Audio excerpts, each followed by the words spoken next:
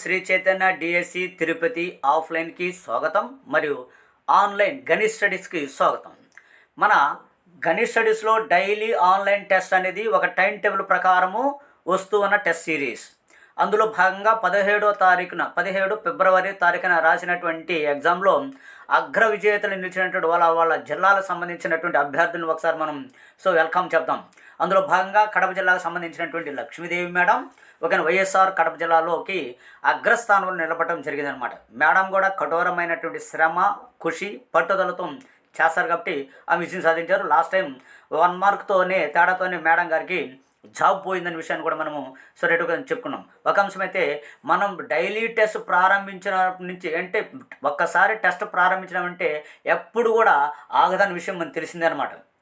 Madam TET నుంచి TET బ్యాచ్లో ఉన్నారు, డిఎస్సి బ్యాచ్లోకి కంటిన్యూషన్. అంటే మన యొక్క టెస్ట్ యొక్క సిరీస్ మీద ఉన్నటువంటి అపారమైన నమ్మకంతో, ఎందుకంటే గత టెట్లో మంది 48 మార్కులకు గాను కంటెంట్ ప్రశ్నలు 42 ప్రశ్నలు చంచలం సృష్టించింది కదా.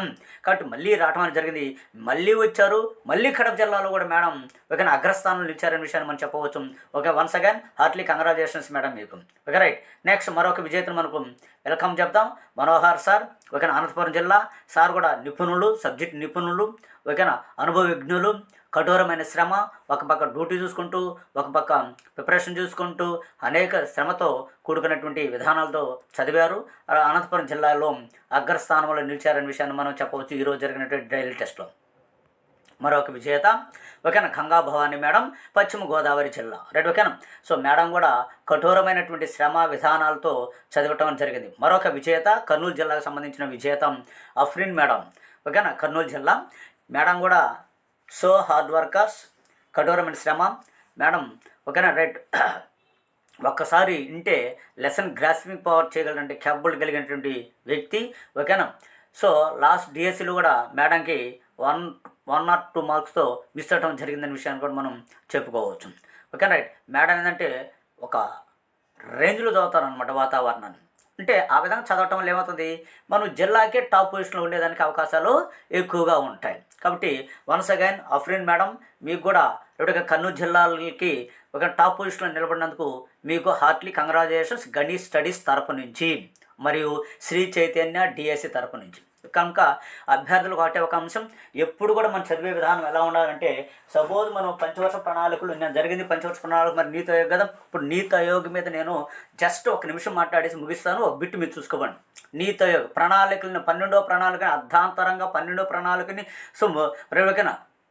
నిలిపివేసి నీతి ఆయోగ్ అని విధానం తీసుకోండి. National institution for transforming India అని అంటారు దాన్ని.